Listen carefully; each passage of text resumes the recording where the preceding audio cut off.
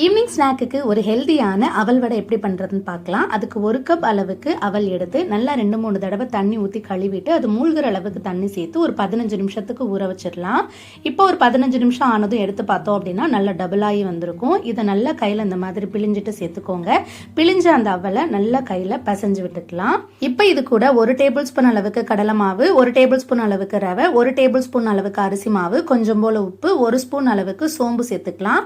அப்படியே இது கூட வெங்காயம், கருவேப்பிலை, கொத்தமல்லி, இஞ்சி இதெல்லாம் நல்ல பொடியாக கட் பண்ணிட்டு இது கூட சேர்த்துக்கலாம்.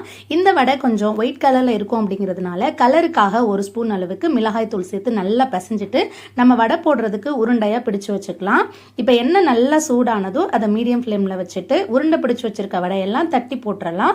ஒரு பக்கம் நல்லா வெந்ததும் இன்னொரு பக்கம் திருப்பி விட்டு கோல்டன் ப்ரௌன் கலர் ஆனதும் எடுத்தோம் அப்படின்னா சூப்பர் அண்ட் கிறிஸ்பியான அவல் வடை ரெடி.